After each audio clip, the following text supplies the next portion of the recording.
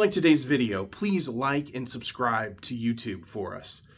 If you want more videos, we need people to like the page. We need people to subscribe. It doesn't cost you anything, but it helps us out immensely. We'll get better at this, but we need you. You also, if you have places that you'd like us to go interview, please put those down in the comments. We enjoy communicating with you. Thank you again for another week, and we'll see you again. I'd like to thank our sponsor today, Roadrunner Real Estate. They're a full-service real estate company that helps both commercial and residential to find properties. That's whether it's buying, selling, or leasing. They do free consultations and have decades of experience. So if you're looking for that personal touch, contact Roadrunner Real Estate today. They'd love to help you. Our next guest is a guy who is basically a real-life superhero. Instead of a cape, he wields a firewall. He's on the front lines protecting our local businesses from villains of the internet. As Chief Revenue Officer of Integrity Technolgoy Solutions, he's one of the top digital guardians of Central Illinois. Let's welcome Chad Geiser. Chad, it's great having you here today. How are you? Great. Thanks for having me, Mike. So we're going to get right into it with the questions that we have for you. And I hope it's kind of an exciting, fun adventure. Maybe something you weren't expecting when you walked in. Okay, good. So, I'm in cybersecurity. I don't know what to expect any day of the week, you know? Well, that's good, because I worked really hard on this. Yeah. So, looking at your background and everything, and we're going to move away from cybersecurity for a moment. It looks like music has been a major portion of your life.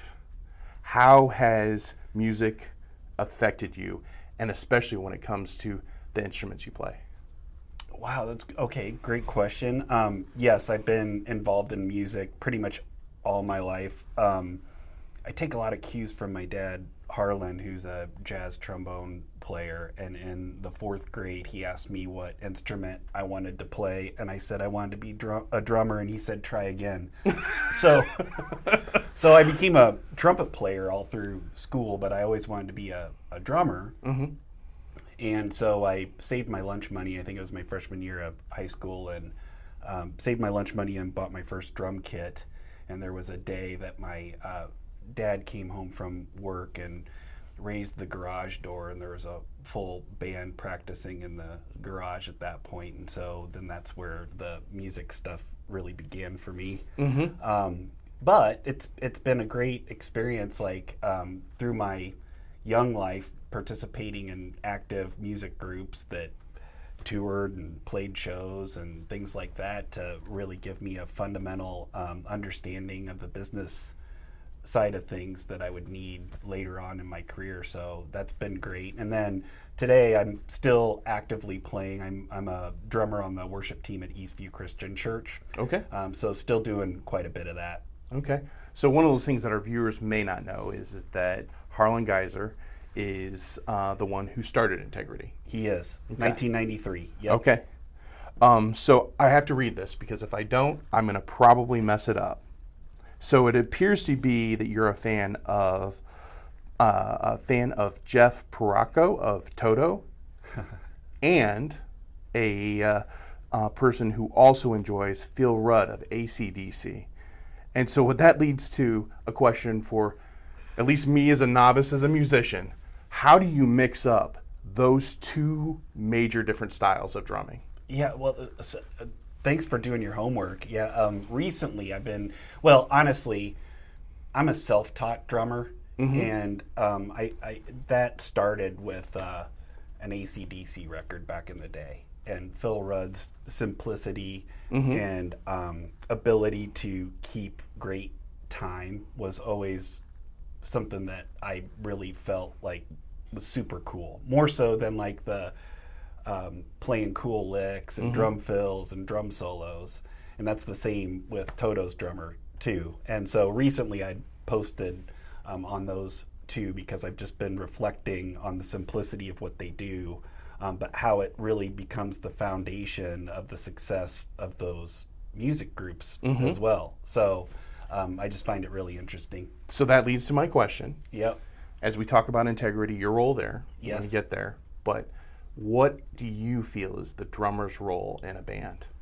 Keeping time and laying the foundation. Okay. So The feel of the music is what really resonates with people, and so that's the most important thing. And so how do you feel that is in tune with what you do at Integrity? Well, I think that in my client interactions and potential client interactions, it's important because I need to get a feel for the businesses that I'm working with, and then lock in with that.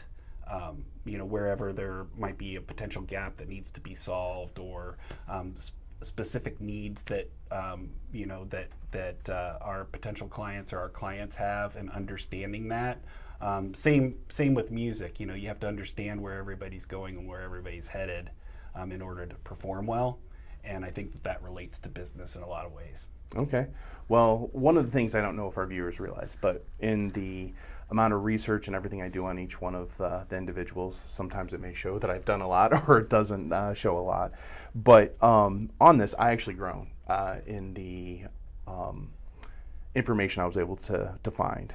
And so this may mean nothing to you, but we may start a discussion here. So Neil Peart. Yes. With Rush. Yeah. Tom Sawyer. Yeah. Do you have any thoughts?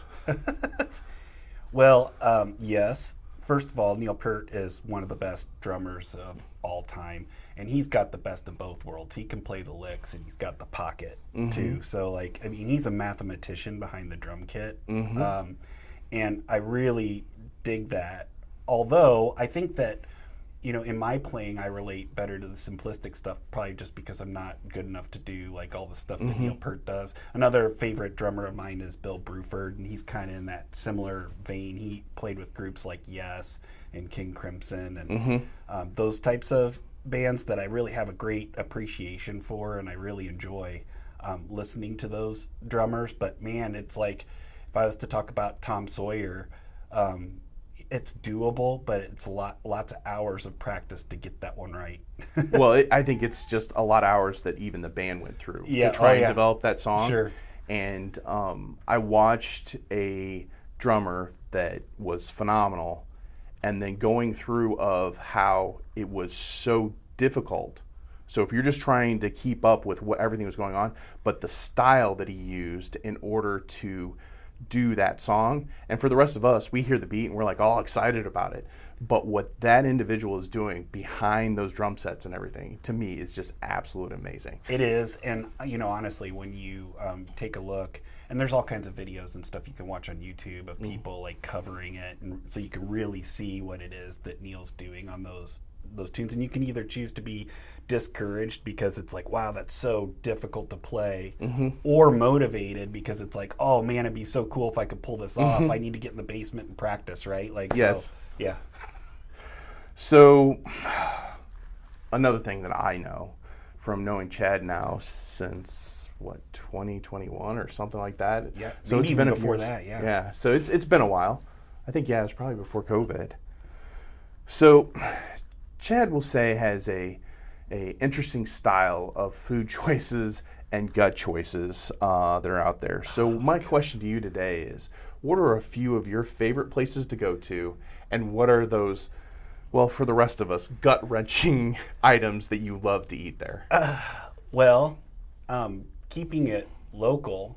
So I think that when you and I have connected on lunches and stuff, I always refer to certain places as this is their killer, meaning it's probably not great for you to eat, but if you anything in moderation, if you plan around it for a few days, you can kind of figure out that it's okay, well, I can have the Illinois chicken horseshoe at Pop-Up Chicken Shop, right? So it takes a little bit of planning, but that's one of my favorites for sure, is going over to Pop-Up, and I think I've taken you there a few times, right? Yep. So we've done that. We've done the buffalo chicken horseshoe at Shannon's. I think we did that once, so that's one of the stops. The other thing is that there's Lapida's, which is the Mexican restaurant that's in the grocery store over on the west side of town, over by the DMV, which is one of my favorite Mexican restaurants to go to. And I'm a little bit picky as far as Mexican food is concerned, because I spent a little time living in California and had great like family taqueria Mexican food. So that's one of the places that like I'll order a torta, but I also have a soft spot in my heart for hacienda for sure. Yeah, well, Lupita's, I'm going to say this. It was very good, but luckily the market was right next door because I got some antacids last time that we were there. So, everything is hot. So, but yeah. if you're looking for foodie items that are a little bit different in Bloomington Normal, Chad Geiser is your food critic that's out there. So heading into, let's talk a little bit. So it's Cybersecurity Month. Yes. Correct? Yep.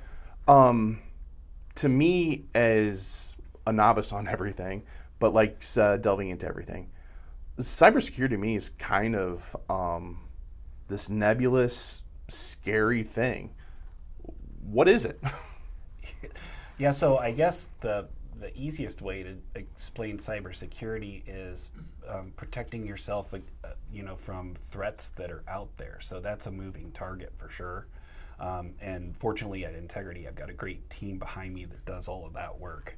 I'm in my role. I'm just trying to be in the right spot at the right time when somebody needs help, so I can figure out what that looks like. And then we bring our team in. But there's two real main categories, because there's the cybersecurity awareness and or considerations that are needed on a personal level, and then also on a business level. Of course, Integrity supports businesses across the country. Actually, most of our clients are here, regionally or local to Bloomington. But there's the business work that we do, and then for Cybersecurity Awareness Month, a lot of that work is just making sure that people know how to protect themselves and their lives as consumers. Okay. So, what's your role within Integrity? I mean, do you sit up on your high mountain, look down, and be like, take care of that problem, take care of that problem? So what is it? Because it is a small business. It's how many employees does it have now? 65. 65, Yep. okay. Yep. So sizable for a small business, bigger than mine, but it's sizable. So what is your role on day to day? What do you do? Yeah, so really it's being in the right place at the right time when a business needs help, whether it's cybersecurity or IT support or tech advisement or anything along those lines. We're a cybersecurity support provider. So, and we work with a lot of regulated entities, so community banks, financial institutions, credit unions, clinical healthcare organizations, those that are under scrutiny to have the right cybersecurity solutions in place. And what I mean by under scrutiny, maybe they're subject to audits or exams, or of course everybody's familiar with HIPAA compliance, right? So that's what we do, is we build our solutions to help meet compliance requirements for regulated entities. So as far as my role, it's just a matter of making sure that we've got the right solutions on the back end to meet all those needs, and then at the same time, in growing the business for Integrity, being at the right place at the right time when somebody's in need of those services. Okay. So let's go back into a little bit of your personal life with your business life. So when you're watching a movie at home with your wife and children, do you sit there and call them out like, that is so stupid and ridiculous? And if you do you have a funny story that you did that and your wife was really irritated with you? Boy, that's a difficult one. So stupid and ridiculous related to technology? Yeah, something that you're like, oh, there's no way. There's just no way. Honestly, I think it's more like scary accurate how movies can be from the past. Okay. I mean, the big one right now is are we headed with AI? Are we headed down the path of Terminator? And I mean that might be a little bit extreme, but I saw something the other day that was talking about iRobot. Have you ever seen that movie? Oh, a long time ago. It was a long time ago for me too. It's and when I saw this, I'm like, oh, I got to go rewatch that because people were making the connections and what Hollywood is doing or was doing at the time in movies related to AI, and how some of that stuff is actually starting to become a realistic concept, right? So things we're having to deal with today that we were only dreams just 10 years ago. Yeah.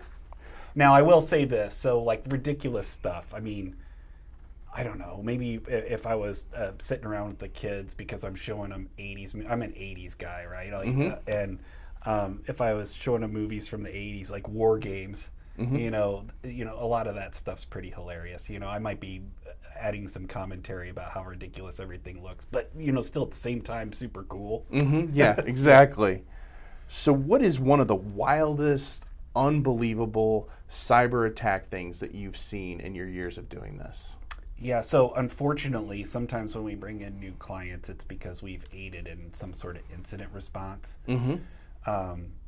And I mean, we don't like to bring in new clients that way, but we're happy to be in a position to help. And I would say that my team, in a weird sort of way, does enjoy wearing that cape where they can come in and save an operation. You can understand I said it at the why beginning. Yeah. And so, not me wearing the cape, it's really the team. So like, and we're in a position to help, so that always feels good, but you never want to see a business go through some of the things that we've seen. And so like from a cybersecurity breach perspective, I mean, we've been involved in ransomware attacks and stuff like that where, and so a couple of the things that happen when that happens is first, organization, we need to figure out if they got cyber liability insurance, right? Because it's a call to the cyber liability provider, and then that provider typically is going to deploy a team that is interested in forensics. So to understand where the breach came from, what happened. And they're like, it's Steve in the back room, idiot. Yeah, well, actually, sometimes that can happen. And I mean, there's all kinds of different sources for these situations that we've seen. But the main thing that a business is interested in is like, I need to get operations back up and running, right, as quickly as possible. So while the cyber liability insurance provider might be working on forensics, somebody's got to work on restoring operations so that you can maintain your business, right? Well, you have the customers on the door like pounding. I don't care that you have a problem. I need to buy something today. Yeah, and that's you hear time is money, and that's when you start to really realize that time is money. The longer that you're down, the more expensive the incident becomes. So I remember, years ago. So I've been with Integrity for 11 years. I think it was pretty soon after that like ransomware was kind of becoming a thing. So like I remember Integrity setting up the first Bitcoin wallet at our company, just in preparation for, hey, if we ever had to pay a ransom, we need to do it in Bitcoin, so we need to be ready to go. So fortunately that's not a situation that happens. I mean, there's organizations that end up paying a ransom, but typically we haven't been in those types of situations. Usually there's a path to restoring operations without having to go down that path. So, but we've seen some pretty crazy things. There was one ransomware attack where it was actually an internal IT resource that had let the bad guys in. And when you walk into that situation, you don't actually realize that that's the case until you start to peel, through the layers. And then all of a sudden you start to realize that, hey, this was an internal threat, that caused this. And so then you have to shift gears. And that one was pretty amazing. And it had a positive outcome because we were able to restore without paying a ransom, but still it's not a happy place for a business to be in at that point. So there's not like a big conference room table talking about like 1980s, 1990s movie where there's somebody that comes in and says, we do not negotiate with terrorists. Yeah, well, that's the FBI's job. So when we're in those situations, of course, we have a chief information security officer that can help navigate, what do we need to report and to whom, and do we need to get law enforcement involved? And honestly, it's really surprising. Well, maybe it's not, but I mean, the FBI is really great in those situations. We view them as an ally, and they want to be involved if there's like some sort of ransomware attack where in some cases it's millions of dollars. I've seen businesses in downstate Illinois with 150 employees that are staring down millions of dollars and it's not even about like data exfiltration. it's about shutting down somebody's operation and causing that pain so that a business will pay a ransom because they just need to get back up and running. You know, so and so in those situations where there's money involved, of course the FBI has a great forensics team behind them, and they don't want domestic businesses in the United States potentially negotiating with, you know, organizations that are outside the U.S., right? Well, they want to stop it. They want to stop it. Yeah. Yep. So that's been an interesting experience. You know, I've gotten to see our Chief Information Security Officer communicating back and forth with bad actors, hackers, right? Like, and coordinating efforts with the FBI, and all that stuff is super interesting to see. But at the same time, you don't want to see anybody have to go through that. And that's where, you know, Cybersecurity Awareness Month comes in. And both on a personal level and a business level. So for me, in my life, because of all the stuff you see here in the studio, I am the IT person for the entire family. Does that make you the IT person for everybody, and like friends and family calling you, I have a problem, can you help me? Yeah, oh man, so I will tell you, I'm happy to help in any way that I can, and I am, by default, I am definitely the IT person for my family, but it's funny because I'm not in a support role at Integrity, right? So like, I'm not the implementer. You know, I understand the concepts and I know what our guys do, but I'm not, you know, sitting there looking at, you know, cybersecurity alerts and then remediating vulnerabilities, you know. So, but since I work for an IT company, I am the default. Well, it's like somebody at State Farm, right? They work at State Farm, you're in IT, and then the person's like, I'm having problems with my car insurance. Could you help me? Like, I don't know anything about Google and Copilot are my friends for IT support. Exactly. Okay, so you're a Bloomington guy. Yes. Through and through. So am I. So what is the most Bloomington thing that you can think of? Wow. What makes you Bloomington? The most Bloomington thing? So I really enjoy being in Bloomington Normal because of the size of the population here, and then the access to, you know, resources and entertainment and things like that we have here. We have a great community, and of course being in music and stuff, and you've got places like Bloomington Center for the Performing Arts and Castle Theater, and their ability to pull in great shows all the time in an awesome venue, and like, those are amenities that, you know, typically you see in larger cities, which, you know, for me, living in central Illinois and, you know, having the experience of living in other places, you know, especially in California, and when I was in California, I spent time in San Francisco and the music scene there, and the venues to see live music and everything were just phenomenal, and I get a little bit of that here in Bloomington, Illinois, which is super cool. Okay.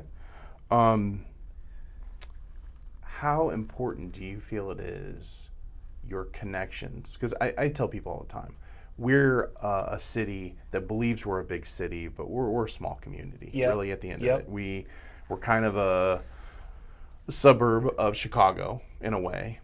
You and I met from a connection group, business-wise. Those connections in your business and cybersecurity, how important are those? It's the most important thing as far as driving new business and growing our business, and then also helping other businesses in the community too by reciprocating. You know, it's great to be in a community where you really can know everybody or have a resource to solve problems just in whatever situation comes up. So whether that's, you know, somebody in the business community knows that I do cybersecurity and they know somebody that needs help, or if there's, you know, a real estate connection that needs to be made because somebody's looking at a commercial property or whatever, like knowing the people to go to, you know, to help other businesses succeed is a great aspect to our business community here in Bloomington. Okay. So we have the aspect of community, we know people. How is it that integrity in what I will say is, I've never had to face it. I don't think many people necessarily do, but there are those people that have to face those cybersecurities, some personal, some business. How does integrity people, when they get into that zone and everything is out of whack, help them to feel better about it. So like when somebody's suffering an incident. Yeah. So couple things that I've noticed in watching my team, it's the demeanor and the calmness in a situation. So one of the things from a cybersecurity awareness perspective, especially on a personal level, but this applies to business too. Our Chief Information Security Officer, Scott Stevens, will always say it's really difficult to make great decisions when you're under, a lot of stress, right, in that moment. So that's kind of where the cybersecurity awareness piece comes in, and like being as proactive as possible and prepared for when something bad might happen, right? So in watching my team and like incident response, it's that calm demeanor and then confidence that we're going to be able to get through it. And then the third component of it is the communication along the way. Because especially when you're in a cybersecurity like incident response for a business or a corporate entity, you're really looking at things hour by hour, not even day by day. So making sure that your clients are up to speed with what the next steps are and where we're at all times is a critical component. So, but really it's instilling confidence that we're going to get to the best place we possibly can, in the shortest amount of time. Okay. So I'm going to throw out a couple of terms here that seem to come up a lot. Once again, I don't know. Everybody that's watching may say, hey, I know what that is. I don't necessarily. But we hear the words dark web. The other one is that I think it's about once a month. This billion-dollar corporation had a data breach. Information was stolen. If you have done any business with them, you need to contact. And then the next one is you have, whether it's a Norton or whatever. Well, we'll sell you this thing that will put your identity back. And I mean, is any of it true, or any of those terms? Are they nebulous? Are they scary? Like, what's going on? Yeah. So you did a great job of nailing down what I think is on a lot of people's minds, whether it's business or personal, especially on the personal side though. And we're in Cybersecurity Awareness Month, and I think that everybody's probably tired of hearing the same things over and over and over again, but they still are true. The first things that you hear, like strong passwords and multi-factor authentication and all of those things.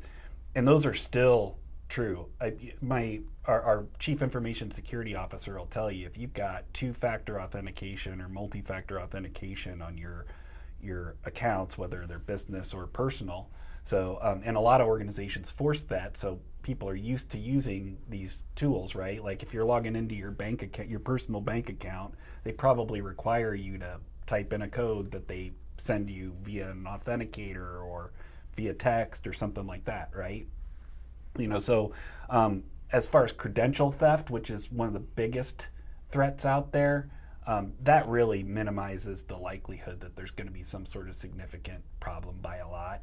Now, I can't say that I haven't seen situations in business where multi-factor authentication has been enforced or enabled in an organization and somebody has accepted the bad actor. Just, I don't know if it's just like moving too fast or whatever, but actually letting someone in.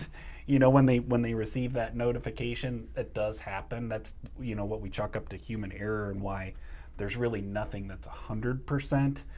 But in cybersecurity, it's all about minimizing the likelihood that there's going to be some sort of significant thing. So, in the theme of Cybersecurity Awareness Month, it's like, utilize password managers. There's a lot of free ones out there, and so like everybody's heard it before. It's like, let's not use the same password over and over again. One of the things I see in security awareness training a lot is using passphrases, like something like a number 2 pencil has a pink eraser as your password. Something that you can remember if you're not using a password manager. But I use LastPass. There's KeyPass. There's all kinds of password managers out there, and a lot of my passwords I don't even know what they are anymore. Correct. So remember when we could like remember everybody's like phone number, and now you're just like, I don't know. You've had me change the stupid password 5 times in the last 3 days. I don't remember what it is. Yeah, and I think that the industry is actually going to less frequent password changes and just more complex passwords. So you can go a longer period of time without having to change your password if you've got a complex password in place. But certainly on the multi-factor authentication, if you've got Gmail account that you use for email, and you've got your bank account and your Facebook page and all those things, it's just free to turn that on. And so just make sure that you're turning it on, and those are some of the things. The other thing is that you talked a little bit about identity theft. One of the main recommendations that we make is to go to the 3 credit bureaus and freeze your credit, because that can protect against identity theft, at least from a financial perspective. And it is something that can be undone. There might be a few extra hoops that you'd have to jump through if you were getting a home loan, or borrowing money of any kind, applying for a credit card or something. You'd have to unfreeze it, but you can simply reach out through the websites of the 3 credit bureaus and freeze your credit, and that's a good step against identity theft. Well, since I had this moment and you're here, I'm going to vent my absolute irritation with today. It is today of what it is. So we have so many things tied into our smartphones. And I decided to get a new smartphone the earlier portion of this year, and setting it up originally, everything was fine. So it's like, hey, do you want to move this from this phone to and everything? I did all of that. But within 60 days, that phone broke. And so I had to send it off for warranty.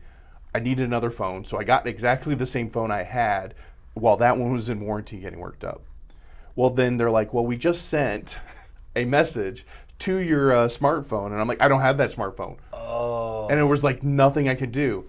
But now I have 2 of the same phone, and it's like, well, which one of the phones did you send it to? Is it this phone or that phone? And I'm like, I just want to get into Facebook to do what I need to do.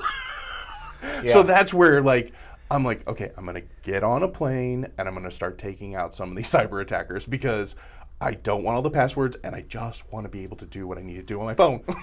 So I'm aging out. I think, meaning I'm getting old to the point where it's like some of this stuff I got to rely on teenagers. So my recommendation is, if you don't have your own teenagers at home, go find a teenager that you can be friends with. Because sometimes in those situations, it's like I got to ask my 19-year-old son who's, gets it. But in that specific situation, for multi-factor authentication, sometimes there's different options than, if, for instance, if you're using a authenticator app like Authy, for instance, and you had a new phone and you installed that authenticator on the new phone, and you could log into that account and be able to get your code that way. Well, I now have it where my first grade teacher, it calls and sends a text to her, so then that way she can call me and be like, I got in. Okay, thanks. So if anything happens to her, I'm in trouble. But I'm like, I got to find a way to be able to get into the stuff I need to do, because it's all tied into my business, because I am a small business. It's just hard. And if you can diversify things, I'm trying to think of a situation where that's come up before, but sometimes Google will send reminders or whatever to set up a phone number, or extra methods in case you lose a device or whatever. So it's I could put in my wife's phone number as a backup. That's just the redundancy that's built in for continuity. That's always good to think about, whether you're a consumer or a business.